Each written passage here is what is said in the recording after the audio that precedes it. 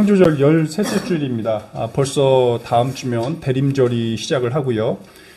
달력도 불과 한 장밖에 남지가 않게 됩니다.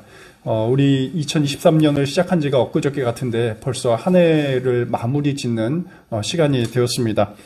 이 남은 한 달 가운데서도 여러분께서 삶에 주님의 은총이 늘 함께 하시길 간절히 기원합니다. 특별히 오늘 성가대 찬송가의 제목처럼 매사에 이렇게 감사함으로 우리가 하나님께 은혜를 돌리고 또 그러한 체험이 앞으로도 계속 이어지길 기원하겠습니다. 오늘 뒤편에 저희 어머니께서 함께 예배 드리고 계십니다. 그래서 여러분께서 이따 저희가 공동 식사도 있고 한데 함께 친교를 나누시면 좋을 것 같습니다. 오늘은 한 가닥의 소망이라는 제목으로 말씀 함께 나누겠습니다. 19세기 영국에서 활동한 조지 와츠라는 미술가가 있습니다. 그는 자신이 사랑하는 의붓딸과 사별하고 크게 낙심하고 절망에 빠지게 됩니다. 굉장히 극심한 우울감이 동반되었습니다. 그리고 또 삶을 왜 살아가야 하냐라는 삶의 의지도 상실하게 됩니다.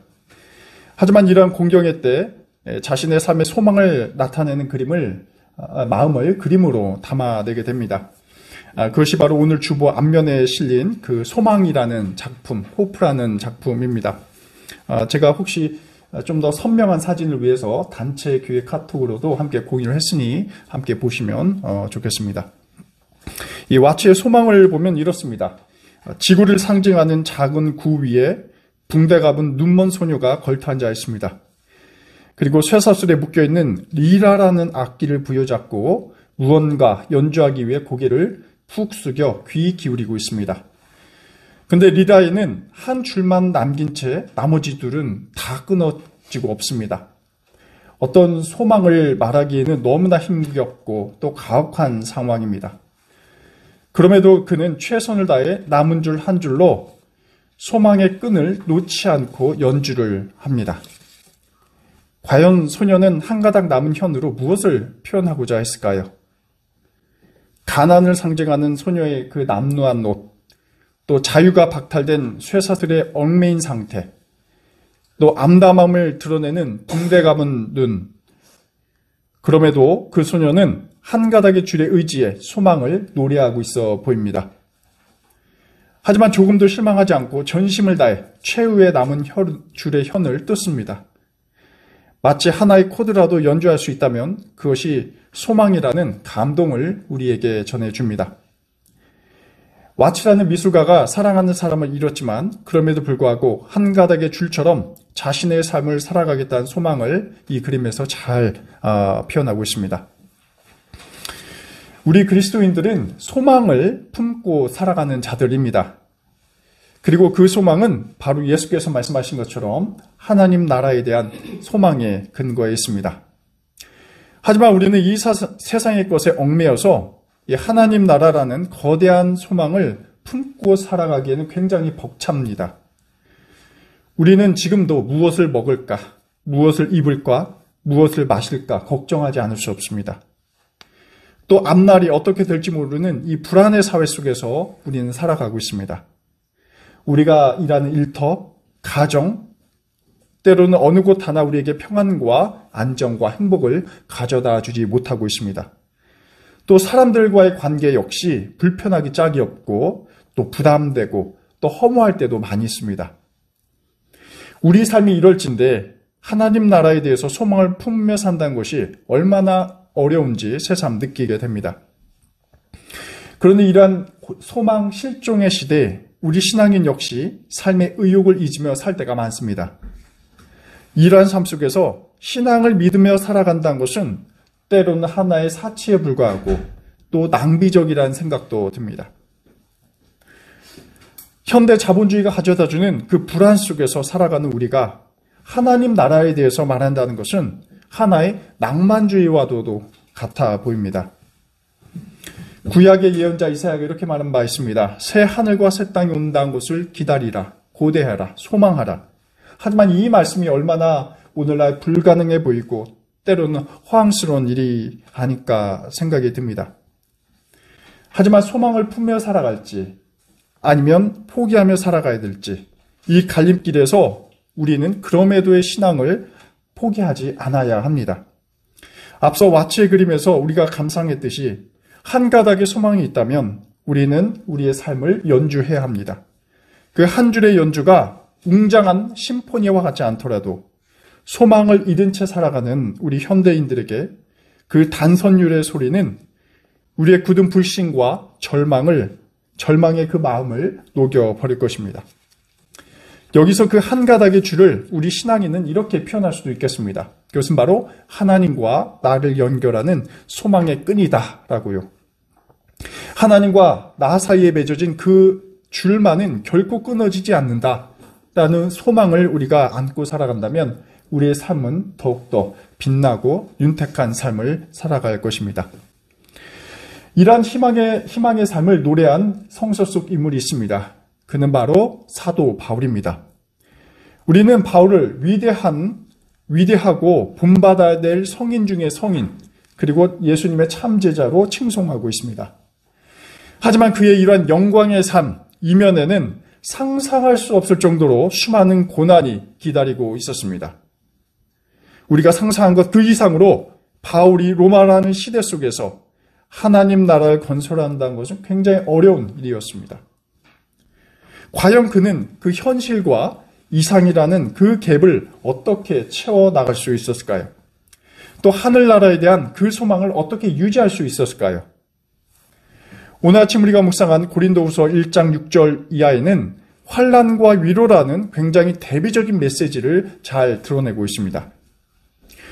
바울은 하나님 나라 운동, 이 구원 운동을 위해서 로마 각지에 교회를 세웠습니다.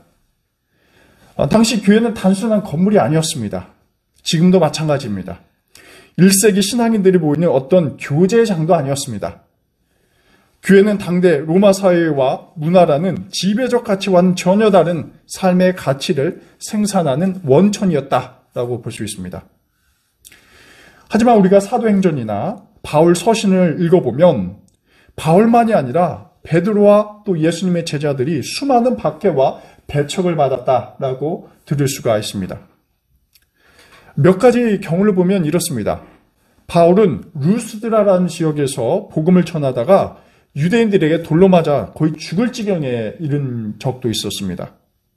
또 빌립보라는 도시에서는 귀신 들린 여종을 낫게 했다가 이 여종을 통해서 빌미 삼아서 돈을 벌어들이던 그 주인들로부터 고소당해서 매를 맞고 투옥도 당했습니다. 굉장히 억울한 일이죠. 한때는 또 유대인 암살단에 의해서 살해당할 그 위협도 겪게 됩니다. 테러를 당한 것이죠. 바울이 말하는 이러한 고난이란 것은 어떤 추상적인 고난이 아니었습니다. 철저하게 경험적인 고통이었고 또 피부로, 감각으로 느낄 수 있는 실제적인 체험이었습니다. 이런 상황은 바울뿐만 아니라 고린도 교회의 교인들에게도 그대로 재현되고 있습니다. 특히 바울은 초대 교회 시기 로마 사회의 문제를 새롭게 조명하고 극복할 수 있는 예수 복음을 전하면서 큰 위기를 당하게 됩니다. 하지만 그는 이러한 위기로 전혀 위축되지 않습니다. 오히려 바울은 이러한 환난이 하나님에 대한 찬양과 감사의 이유가 되고 있음을 주장하고 있습니다. 이는 비단 바울만의 문제는 아니었죠.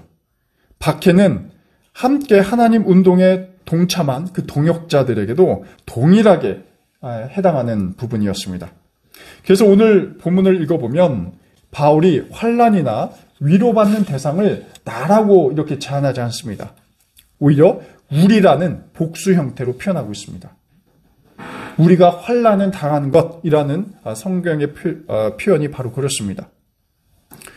근데 흥미롭게도 이 환난은 로마 사람들, 자신들을 박해하는 사람들 때문만은 아니었습니다. 오히려 교회 내의 문제들, 율법주의자라든지 또한 개종한 이들로부터 비롯하는 그 인간적인 갈등에서 비롯한 것도 굉장히 컸다라고 볼 수 있습니다. 할례 문제라든지 또 사도권에 대해서 일부 교인들은 의심을 갖고 있었는데 이런 의심은 바울에게 너무나도 실망스러운 일일 것입니다. 또 인간적으로 볼 때 자신의 일이 잘 되지 않으니 또 포기하고 싶은 심정일 수도 있었습니다. 하지만 바울의 정신력은 굉장히 강했습니다. 오히려 약하고 궁핍할 때 비로소 하나님께서 자신을 위로하고 또 힘을 주시고 그리고 자신이 살아갈 소망을 비춰주고 계셨습니다. 바울의 위대함이 사실 여기에 있습니다. 사고의 전환입니다.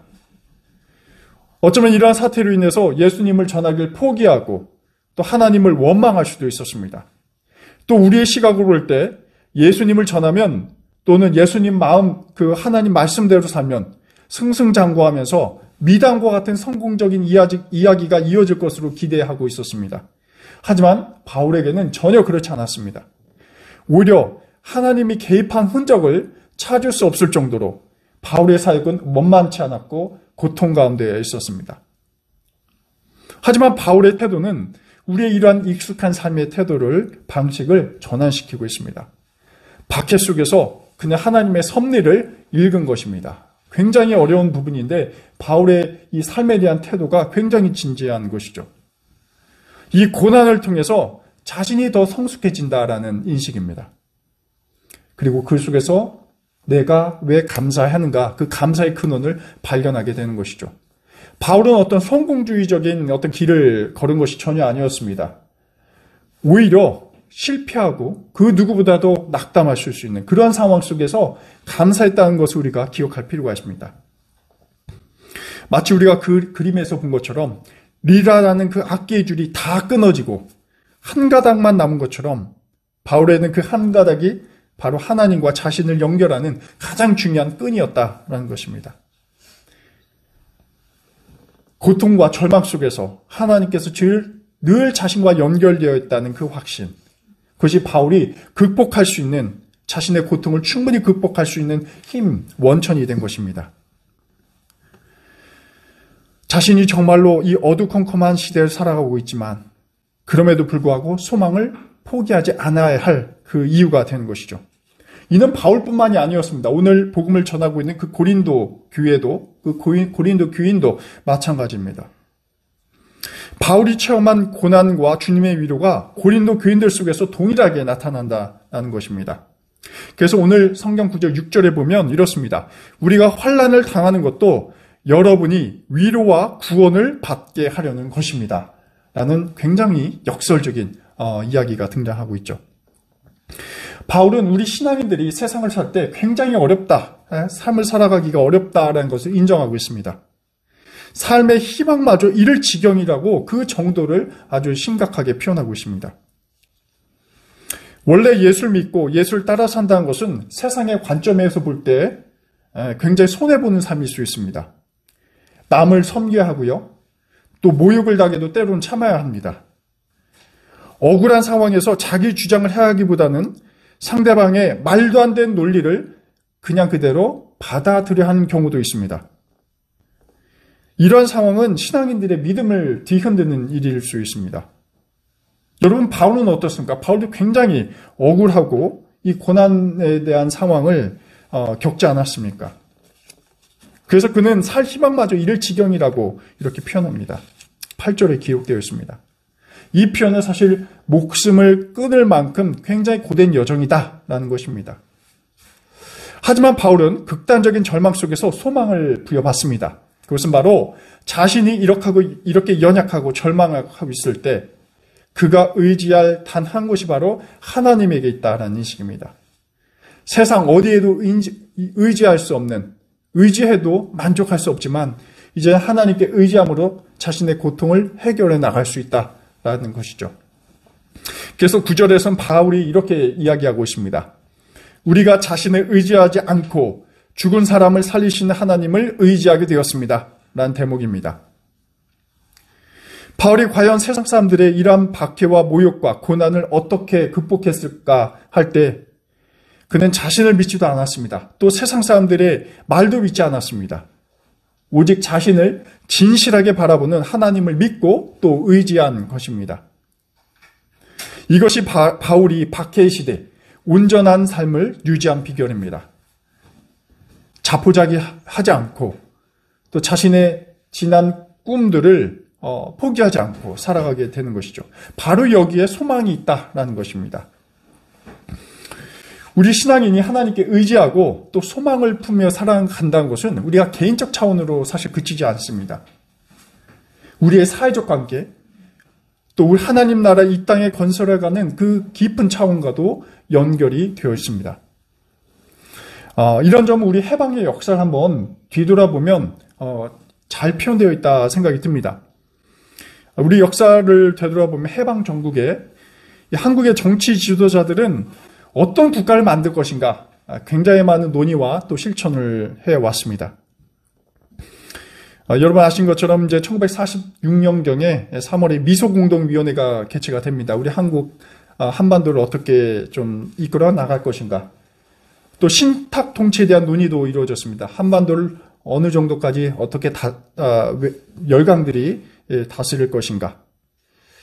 그러면서 어떻습니까? 우리 사회에서는 통일된 한국을 만들기보다는 더욱더 이념 갈등이 굉장히 증폭되었습니다. 남한 사회는 미군정이 주둔을 했습니다. 미군식 자본주의 이념으로 사회를 구축하고자 했습니다. 북한 사회는 소련 군정이 지배를 했습니다. 공산주의 체제가 이북 지역에 점차 확립되어 갔습니다. 이러한 두 국가 건설은 그 방향은 좀처럼 좁혀지지 않은 채 한반도 내 시민들은 점차 갈등하고 반목을 했습니다. 시민들은 자신들이 믿는 그 정치 체제와 이념을 절대화했습니다. 또 반목하고 심지어는 내전을 치르기도 했습니다. 많은 사람들이 죽고 다쳤습니다. 서로 이웃 간에 서로 이념이 다르다 해서 서로 총과 칼을 들이밀었습니다. 과연 이러한 우리 역사적인 이 안타까운 장면을 어떻게 이해할까요? 과연 이러한 곳에서 어떻게 우리는 소망을 품으며 살아갈 수 있을까요? 이러한 당시의 물음을 갖고 해결하고자 노력한 기독지신들이 굉장히 많았습니다. 어떤 분들은 이 강원영 목사님과 같은 경우는 이 좌우합작 운동에도 참여하면서 양극단적인 그 이념에도 불구하고 서로를 조화시키고 협력시키면서 통일된 한국을 구상했습니다. 우리 기독 지식인들은 당시 소련식 공산주의도 미국식 자본주의에도 희망이 없다 분명하게 선을 긋습니다. 이 두 체제는 나름 어떤 희망의 세계를 지향하지만 모두 환영에 불과할 뿐 우리 한국의 국가 건설과 번영에는 큰 도움이 되지 않는다 이렇게 봅니다. 왜냐하면 양체제는 인간 존엄이나 인간의 자유, 윤리, 평화를 약속하지 못한다 판단했기 때문에 그렇습니다. 그래서 우리 기독 지식인들은 인간을 죄에서 해방하고 또 그러한 해방된 인간이 만든 국가의 근간은 바로 기독교 신앙으로부터 비롯해야 한다 이렇게 주장을 했습니다. 바로 여기에 소망이 있다라는 것입니다. 수많은 기독교 지도자들이 해방 후 기독교 건국론을 펼치면서 어떤 이념을 절대화해서 탄생하는 국가가 아니라 우리 신앙에 기반해서 하나님 나라 기반해서 국가를 세울 것을 주장했습니다. 이렇게 신앙에 근거한 국가 건설은 사실 하나님 나라를 이 땅에 건설해야 한다는 예수님의 산상수훈과도 맞닿아 있습니다. 당시 신앙인들에게 국가 건설은 어떤 정치적 차원의 문제라기보다는 신앙의 문제였던 것입니다. 그리고 그 신앙이라는 것은 인간이 전적으로 타락했지만 그럼에도 불구하고 세상의 평화와 자유와 진정한 해방을 가져다 준다는 예수님 복음에 대한 소망이었습니다. 바로 우리가 이러한 소망에 걸 때만이 우리 개인은 물론 사회가 그리고 공동체가 건강하게 나아간다라는 것입니다. 여러분, 우리 현대 오늘 사회는 어떻습니까? 우리 사회는 과연 무엇에 희망을 걸고 살아가고 있습니까? 지난주 우리가 디모데 후서를 묵상했는데요. 현대 문명 속에 우리 인간의 얼그러진 모습은 어떻습니까? 자기를 사랑하고 돈을 사랑하고 또 교만하고 부모에게 순종하지 못하며 살아가고 있습니다. 또 자본의 노예가 되어서 무정하고 원망하기를 그치지 않고 또 보복하고 남을 적으로 몰아가 비방하고 또 남을 속여가면서 자신들의 이득을 채우는 그런 난폭한 삶을 살아가고 있습니다. 또 국가는 또 여러분 어떻습니까? 또 우리 사회와 공동체는 어떻습니까? 자기 잘못에 대한 한 줌의 죄의식도 느끼지 못한 채 인간성이라고는 전혀 증명하지 못하는 폐허가 된 시대를 우리는 살아가고 있지 않습니까? 하지만 오늘 성경은 우리에게 이렇게 절망의 시대, 희망에 대해서 노래하고 있습니다. 사도 바울은 자신의 고난을 극복하고 새로운 삶을 개척해 나가는 여정에서 자신의 생각과 판단에 의지하지 않는다. 바로 이 선택을 취하게 되는 것이죠. 거기에는 소망이 없다라는 것입니다. 인간의 지식, 인간의 권력, 인간의 군대, 이러한 것은 일시적인 안정과 평안을 가져다 줄지라도 거기에는 금세 부질없다라는 것을 바울은 이야기하고 있습니다. 대신에 그는 자기 삶의 원동력을 하나님에 대한 소망으로 두는 것이죠. 하나님만이 바울을 그리고 그리스도인들을 자유롭게 할 수 있을 거라 믿었기 때문에 그렇습니다. 우리 역시 세상 속에서 훌륭하게 보이는 세련된 지식과 지혜, 또 때로는 권력과 자본을 추종하면서 살아가고 있습니다. 그리고 어떤 이는 여기에 소망을 둡니다. 하지만 우리 그리스도인들은 이러한 인본주의적 가치를 넘어서 하나님께서 보여준 가치를 쫓아 살아가는 그런 존재입니다. 인간을 자유하게 하신 하나님, 또 우리의 삶을 더욱더 행복하고 더욱더 공동체를 온전하게 하시는 그런 하나님, 이런 기대를 통해서 우리는 모든 인간의 불안과 불만족부터 해방해서 하나님 나라를 고대하며 살아가고 있습니다. 다음 주면 그 예수님을 맞이하기 위한 주간으로 우리가 들어가고 있습니다. 더욱더 여러분들의 삶에 불만과 또한 절망이 있으시다면 이러한 하나님에 대한 소망을 품으며 살아가시길 간절히 기원합니다. 아멘. 기도하겠습니다. 하나님, 저희는 연약하여 수많은 환난과 어려움 속에서 살아가고 있습니다. 세상으로부터, 인간으로부터 위로를 얻고자 하지만 그것은 일시적일 뿐 안개처럼 사라져 버립니다. 저희의 위로와 소망은 오직 주님께 있음을 이 시간 고백합니다. 사도 바울이 절망의 시대에 오직 당신만을 의지하고 소망한 것처럼 저희도 당신을 소망하며 살아가게 하옵소서. 저희 개인의 고통, 사회적 고통, 모든 인류의 고통을 자유케 하실 분은 오직 당신임을 깨닫고 소망하며 살아가게 하옵소서. 예수 그리스도의 이름으로 기도드립니다. 아멘.